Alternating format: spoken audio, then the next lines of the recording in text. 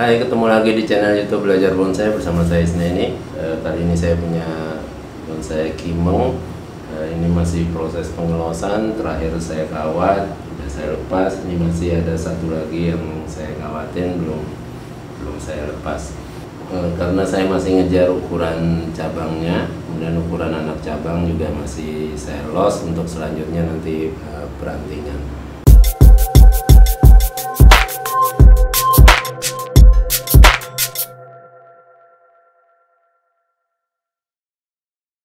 Ini rencananya mau saya pruning dan posisinya tetap masih saya los. Jadi hanya saya pruning aja, saya buang cabang rantingnya, kemudian mungkin nanti saya potong beberapa anak cabang yang mungkin terlalu cepat pertumbuhannya, melebihi misalnya ukuran yang lain yang memang saya ingin lebih besar. Oke, jadi ini rencananya saya pruning dulu. Jadi saya untuk pengelosan lebih suka saya buang semua cabang ranting yang ada di sekitar cabang atau anak cabang yang lagi dilos. Ya. Biasanya saya buang semua.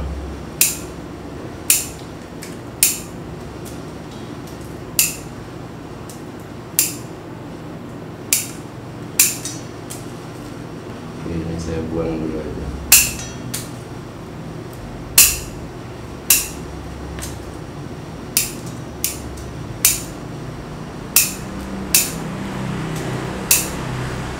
Nah, biasanya saya pruning seperti ini untuk bonsai yang masih saya los, itu tujuannya supaya yang di bawah itu dapat kesempatan untuk dapat sinar matahari lebih, karena biasanya kalah sama yang di atasnya, jadi dia yang di bawah cenderung tertutup. Dan biasanya juga karena yang atas lebih maksimal untuk dapat cahaya matahari, biasanya juga pertumbuhannya lebih cepat. Nah, karena dia lebih cepat, biasanya itu saya saya tahan supaya nggak terlalu cepat melebihi yang di bawahnya. Itu biasanya saya potong ujungnya, tapi tetap saya sisakan saya sisakan tunas yang lain, ya, tunas yang lain untuk terusan. Oke, ini saya kurangi dulu.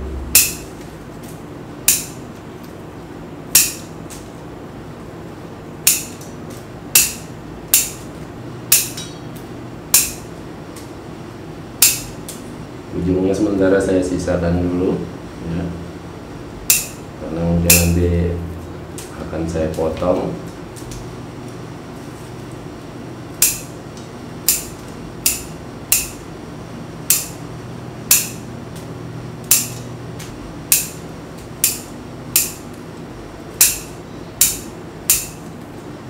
Oke, nah ini sebagian udah saya buang cabang atau tunas yang tumbuh di sekitar cabang atau anak cabangnya, karena sebenarnya nanti juga nggak dipakai.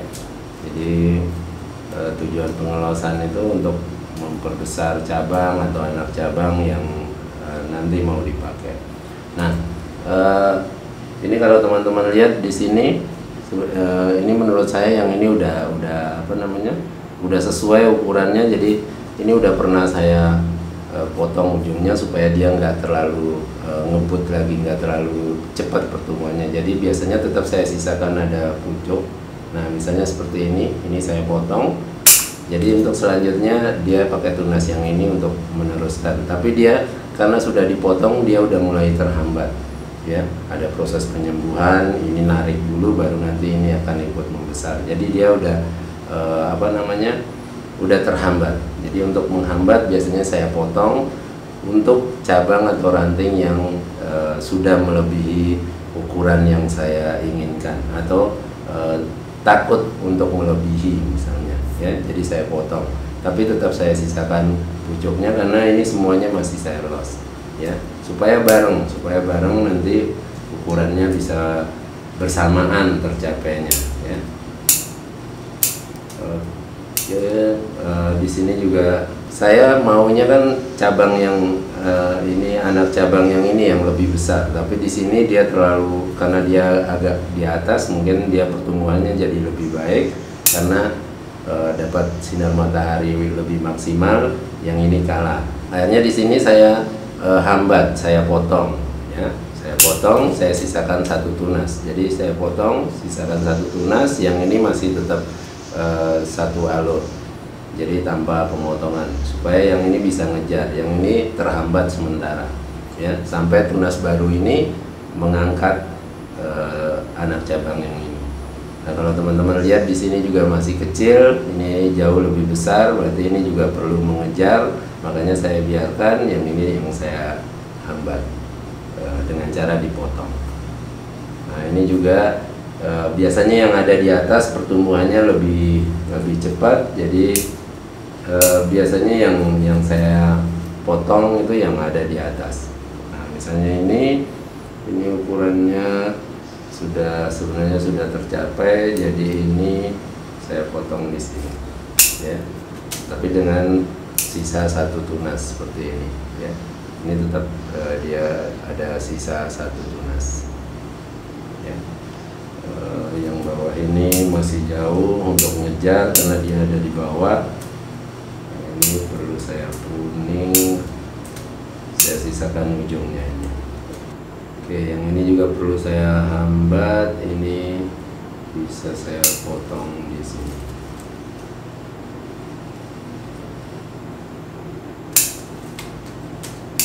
Oke.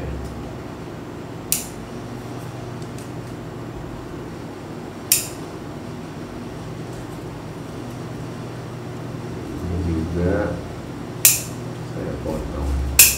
Oke. Jadi yang atas biasanya relatif cepat untuk mengejar, jadi lebih sering saya hambat, karena yang di atas biasanya lebih maksimal untuk dapat sinar matahari. Jadi untuk pengelosan biasanya saya sisakan ujungnya aja, ya.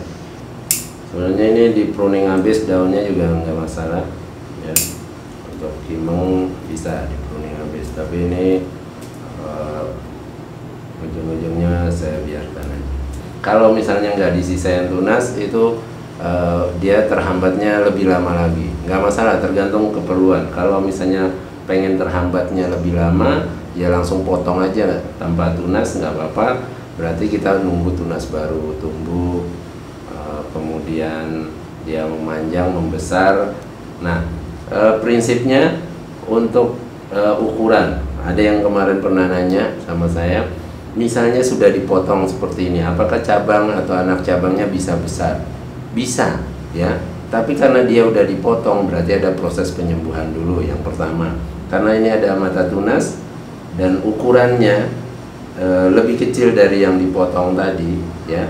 Berarti kita nunggu tunas yang ini membesar dulu, paling nggak sama dengan ukuran pangkalnya ini, baru ini tambah besar, baru bisa narik cabang yang, maksudnya narik ukuran yang di bawahnya, atau anak cabang atau cabang yang dipotong tadi. Jadi nunggu ini besar dulu, besar, kemudian bekas potongannya menutup, ukurannya udah sesama, itu baru terjadi pembesaran seiring dengan membesarnya yang tunas yang ini. Jadi ini prinsipnya saya hanya menghambat sementara supaya ini nggak tambah besar lagi anak cabangnya, ya, nggak tambah besar lagi. Saya hambat sementara dengan cara saya potong, karena perlu pembesaran tunas yang baru ini untuk bisa narik ini tambah besar. Oke, untuk selanjutnya yang ini nanti kalau ukurannya udah sesuai, kimeng ini nanti kemungkinannya akan saya pangkas, akan saya potong pendek untuk pembentukan ranting. Saya kira sampai di sini dulu untuk proses pemangkasan kimeng ini. Tadi yang saya lakukan itu untuk menghambat, ya, menghambat pertumbuhan cabang atau anak cabang yang terlalu cepat. Kita hambat dengan cara dipotong, karena yang lain masih di los, supaya yang lain yang tertinggal ukurannya bisa mengejar ketertinggalan ukurannya. ya.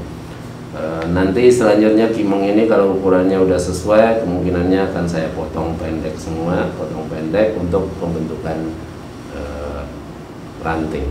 Nanti akan saya bikin video update-nya ketika pemotongan. Ya. Sampai di sini dulu untuk bonsai kimeng ini.